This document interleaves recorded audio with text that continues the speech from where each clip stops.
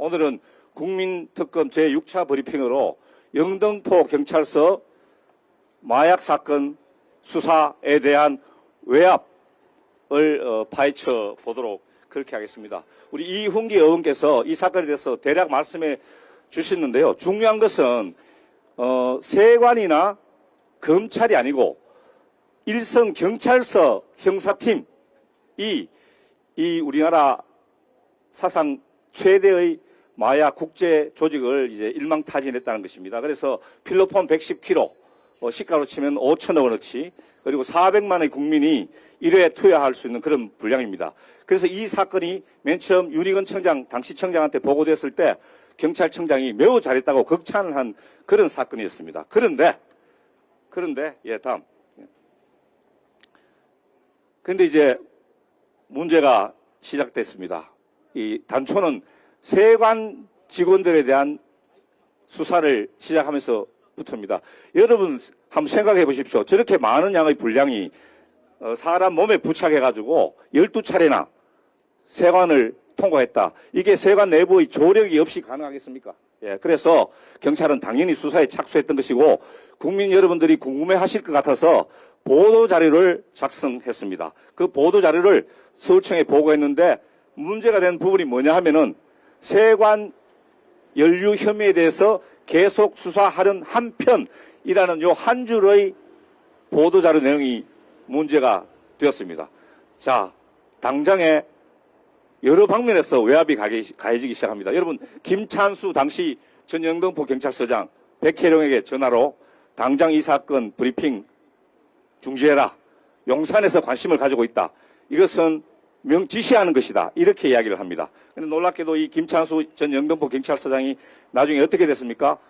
대통령실로 영전을 하고 최근에 경찰 수뇌부 인사에서 경무관으로 승진을 했습니다. 그 다음 우리 서울경찰청에서 당장 보도자료 수정 지시가 내려집니다. 브리핑을 연기를 지시합니다. 그리고 이 사건을 영등포 경찰서 형사팀에서 서울경찰청 마약 수사대로 이관할 것을 지시 내지 이첩 검토를 합니다. 그런데 여러분, 이 사건을 왜 서울경찰청 직할부대로 가져오려고 했겠습니까? 그것은 바로 서울경찰청 직할부대로 가져오면 서울경찰청장이 컨트롤하기 쉽고 보안을 유지할 수 있기 때문에 조용하게 무마하려고 했다. 저는 이렇게 생각을 합니다. 그 다음 여기 조병로 경무관이 등장을 합니다. 여러분, 조병로 경무관은 최해병 사건에 그 멋진 해병 단톡방에 등장하는 사람입니다. 이 부분은 나중에 이야기하겠지만 조병로 경무관은 백혜령 경정에게 전화를 걸어가지고 이 보도자료에서 세관 연루 부분, 다른 부분은 전혀 문제가 되지 않은데 굳이 이 세관 연루 부분을 빼달라고 본인은 그냥 이야기를 논의한 사건 문의 차원에서 이야기를 했다고 하지만 제 현직 경험상 자기보다 2격을 높은 상사가 자기한테 전화했을 때 그것은 분명히 외압으로 느껴진다. 이렇게 저는 말씀드리고요. 이런 여러 가지 문제에 대해서 이제 백혜령 경정이 이제 항의를 하고 하니까 결국 백혜령 경정은 영등포 경찰서 형사과장에서 지구대장으로 좌천이 됩니다. 이제 세관이 이제 잘못을 범한 주체인데요. 이 세관이 어떻게 잘못했느냐 하면 110kg의 마약이 12차례나 국경을 통과할 수 있을 정도로 무방비 상태에 있었는데 여기에서 몇 가지 명시적으로 명백하게 법을 위반한 불법 사항이 드러납니다. 첫째는 이 사건에 총 12명의 그 밀매자들이 있는데 이 12명이 총 다 특정이 됐습니다. 여기 2023년 2월 20일 12명이 특정이 돼가지고 세관 내부의 수사 시스템인 알림이라고 있습니다. 알림에 등재가 됐습니다. 그런데 12명 중에서 1명, 2명에서 총 3명이 2월 20일, 24일 그러니까 알림이 등재된 후에 이틀, 사흘 후에 김해공항을 통과했는데 세관 직원들이 체포를 안 하고 검문도 안 하고 그 사후에 아무런 수사 활동이 없습니다. 여러분, 누가 세관 나중에 제가 이제 질문을 했습니다. 세관의 고위 간부한테, 국장한테 당신들 왜 이때 알림에서 경보가 울려가지고 연락이 갔는데 당신들은 아무런 조치를 취하지 않았느냐라고 이야기하니까 그 국장이 대답하기를 이 사람들이 1, 2, 3등급의 혐의자들이 있는데 3등급이었고 그래서 주범들을 잡기 위해서 그렇게 했다라고 이야기를 했습니다. 그러면 나중에 수사를 해가지고 주범들을 잡아야 할 것 아니겠습니까? 근데 결국 주범을 누가 잡았습니까? 세관이 아닌 경찰이 잡았거든요. 제가 보기에 이러한 사실들, 그 다음에 또 3월 7일 날에는 이 12명을 아피스에 등록을 했는데 7월 5일 날 이 2명이 입국을 했는데 입국 과정에서 몸수색을 했다고 하지만은 그것 전부고 나중에 경찰은 항상 감시를 하고 해야 되거든요. 수사를 하고 동향을 감시해야 되는데 그런 기록이 전혀 없습니다. 저희들이 몇 번이나 그 기록을 제출하려고 했는데 제출을 못했습니다. 결국 이 범인들도 나중에 영등포 경찰서 형사팀에 의해서 다 잡히게 된다. 이것뿐만이 아니고 보도자료에 세관 연루 사실이 포함된다고 알려지니까 새벽 바람부터 인천 세관의 국장하고 감사과장이 백혜령 경정을 만나러 옵니다. 그 아침 식사를 경찰서 인근 식당에서 했다고 합니다. 여러분, 아니 보도자료에 문구 하나 빼려고 이렇게 세관의 국장이 이렇게 경찰서 과장을 찾아온 일 봤습니까? 그다음 두 번째, 관세청장이 그 즈음에 이 세관 사건 수사의 중요 고비마다 3번에 걸쳐가지고 석연치 않은 이유로 핸드폰을 교체를 합니다. 그 이유에 대해서 분명한 대답을 내놓지 못합니다. 그리고 저희들이 이제 서울경찰청 국감 때 그 연루되는 세관 직원들을 불러가지고 질의를 했습니다. 어떤 직원은 유심칩을 3개나 가지고 있었다. 예. 또 어떤 직원은 자기 인척, 처제인데 외국 출장 갔다가 들어오는 자기 처제를 에스코트 하기 위해서 비건 날에 보세구역 안에 들어가가지고 처제를 데리고 오는 일이 있었다. 여러분들 이런 사실을 보면은 세관이 마음먹기에 따라서 얼마든지 마약 밀매자들하고 공모할 수 있다 하는 합리적인 의심이 드는 것 아니겠습니까? 그래서 경찰이 수사하려고 했던 것이고, 그런데 그것을 용산이 막은 것입니다. 자, 그런데 또 이 사건에 또 하나의 또 중요한 세력이 있습니다. 바로 검찰입니다. 그런데 놀랍게도 의외로 이 사건을 맨 처음 검거를 했고 또 12명의 밀매자 신원을 특정한 것은 인천지검이었습니다. 인천지검이었는데 그때 당시에 검사장이 심우정에 했다 이 말이죠. 그런데 웬일인지 하루 만에 2023년 2월 5일에 중요한 범인 한 명을 검거했으면 계속 수사를 하면은 자기들이 굉장한 공을 세울 수 있는 기회인데 그걸 스스로 포기를 하고 이걸 서울중앙지검으로 이관을 시킵니다. 그리고 세관에 지시를 해가지고 이 12명 관련자들을 다 이제 비행기 항공편 스케줄 이런 걸 다 검색을 해가지고 12명의 신원을 특정했다고 아까 말씀드렸습니다. 그런데 그 이후에 수사가 답보 상태였다. 지지부진했다. 한 명의 범인도 추가로 검거하지 못하고 그 이후의 범인들은 전부 다 경찰에서 검거를 했습니다. 또 하나 있습니다. 서울 남부지검에서는 영등포 경찰서에서 영장을 신청하거나 혹은 현장 검증을 위해서 이 검거된 피의자들을 호송할 때 매우 적극적으로 처음에는 협조를 했다고 합니다.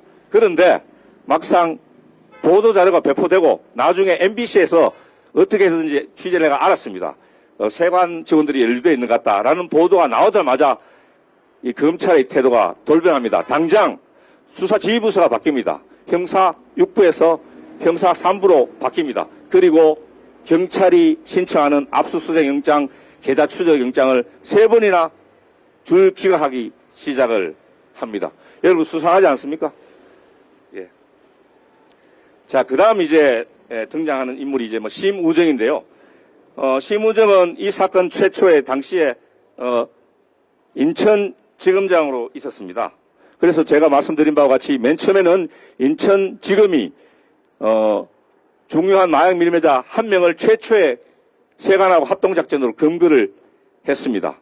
그리고 12명의 피의자를 특정하는데도 인천세관이 큰 역할을 합니다.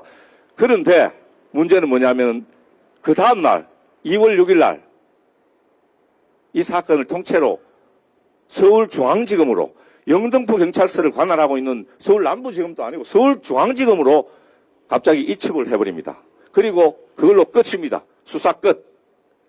여러분 이게 너무 이상하지 않습니까?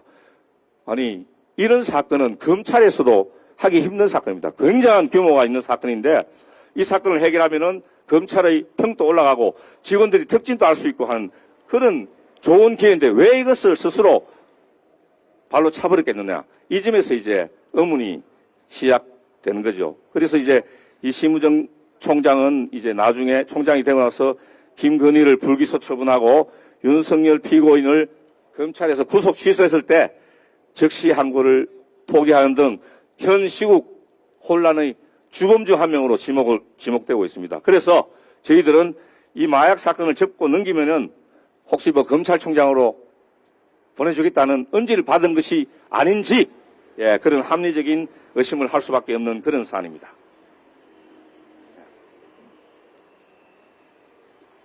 자, 여러분, 선라이즈 사건이라고 있습니다. 선라이즈 사건은 이번 마약 외압 사건의 수사 외압 사건의 일종의 전사입니다. 프리스토리, 프리퀄입니다. 이 사건의 구조는 세관의 부패를 검찰이 덮었다. 지금 우리 영등포 경찰서 마약 사건도 세관이 잘못한 것을 결과적으로는 검찰이 덮어주는 그런 구조를 가지고 있지 않습니까? 이 선라이즈 사건도 똑같은 구조를 가지고 있기 때문에 선라이즈 사건을 한번 살펴볼 필요가 있다고 생각합니다. 선라이즈 사건은 2010년 퇴직 세관 직원들이 중심이 되어 설립한 회사입니다. 선라이즈 FNT라는 회사로 평택항 도서구역에 자리 잡고 있습니다.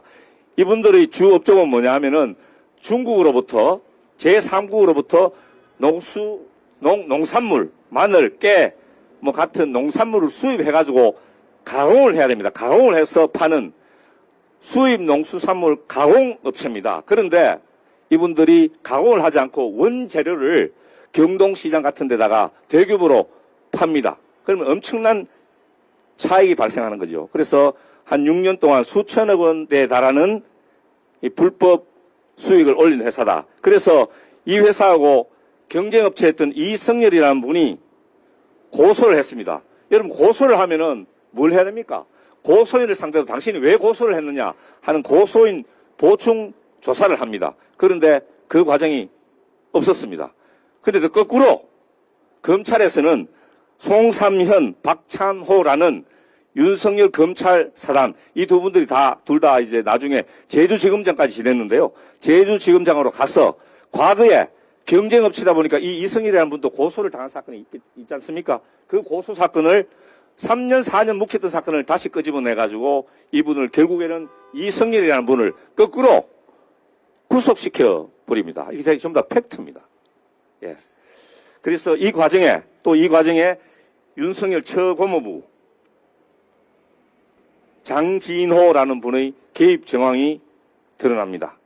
그리고 선라이저 회사의 회장이었던 강영임이라는 분이 주변 지인들한테 최인순이 자기가 송파에 살 때 40년 직이었다라고 이야기하고 다니는 그런 목격자들이 있습니다. 그리고 김건희의 오빠 김진우가 선라이저 창고를 방문했다는 의혹도 있습니다. 그리고 이 선라이저의 평택 하치장이 있습니다. 하치장. 여기는 주차장이라고 하는데 하치장이 도이치모터스에 임대가 되었다. 우리가 임대 계약서는 확인하지 못했지만은 세관 공무원들이 이런 진술을 한 녹취가 발견이 되고 있습니다. 여러분, 그래서 저희들이 보기에는 이 선라이즈 사건에서 세관의 잘못과 비리를 검찰이, 특히 그것도 누가? 윤석열 검찰 사단의 일원인 송삼현, 박찬호가 눈 감아주고 오히려 고소한 사람들 거꾸로 구속시켰다. 그리고 이 과정에서 장진호, 최은순, 김진우 같은 윤석열, 김건희 부부의 인척들이 등장하게 된다. 그래서 이번에도, 그래서 저희들이 의심하기를 이번에도 잘못한 것은 세관 직원들이고 그 잘못을 덮은 것은 누굽니까? 그 다음에 이제 또 한 가지 짚어야 될 게 있습니다. 여러분, 조병로에 대해서 경찰이 중앙징계위원회에 징계를 요청합니다. 제가 알기로 감봉을 양정으로 요구한 것 같습니다. 그런데 이때 등장한 인물이 누구냐? 이종호입니다. 이종호가 누굽니까? 블랙펄 인베스트먼트 대표고 도이치모터스의 주가 공범이라고 알려진 인물이죠. 이 사람이 이종호가 멋진 해변 단톡방에서 뭐뭐뭐 별 2개 다는 거 이렇게 이야기하기 나오지 않습니까? 이때 별 2개를 달 사람이 누구냐? 저희들은 조병로 경무관이라고 생각하고 있습니다. 이랬기 때문에 여러분 중앙징계위원회는 굉장히 독립성이 강한 조직입니다. 어지간해서 원부처에서 요구한 징계 양정이 바뀌지 않습니다. 그런데 무려 3단계나 다운시켜가지고 감봉에서 견책에서 계고도 아니고 마지막 불문조치라는 게 뭡니까? 아무 일도 없었다. 이런 일은 최근 5년에 조병로 경무관이 유일했다고 합니다. 그래서 저희들은 이제 김건희 여사의 단골 게이트에 단골로 등장했던 이종호와 조병로 경무관의 중앙징계위 인사에 개입한 것이 아닌가, 징계에 개입한 것이 아닌가 하는 의심을 하게 되는 것입니다. 예, 이제 마지막으로 종합을 하겠습니다. 그래서 진실의 나침판은 용산을 가리킨다. 여러분, 세상에 윤석열 정권이 대대적으로 선포한 마약과의 전쟁에 제동을 걸 사람이 누가 있습니까, 여기에? 그 서서 벌은 윤석열 정권의 마약과의 전쟁을 누가 스탑시킬 수 있습니까? 경찰과 검찰, 세관, 중앙징계위원회를 한꺼번에 움직일 수 있는 기관, 어떤 특정한 목적을 향해서 통제하고 지시하고 할 수 있는 조직이 어디겠습니까? 저는 용산이라고 생각합니다. 선라이즈 수사는 놀랍게도 윤석열 검찰 사단과 밀접하게 연관되어 있고 김건희 여사의 인척과 밀접한 관련이 있습니다. 여기에다가 김건희 게이트의 단골 손님인 이종호가 등장한다. 그래서 저희 국민특검은 김건희와 윤석열 검찰 사단이 이 영등포 경찰서 마약 수사 사건의 외압, 보이지 않는 손으로 작용했다는 합리적인 의심을 가집니다. 이제는 특검을 통해서 저희들의 이런 이 배우를 조사하는 데는 여러 가지 한계에 봉착하지 않을 수 없습니다. 그래서 반드시 향후에 특검으로 진실이 규명돼야 된다고 생각합니다. 여러분 감사합니다.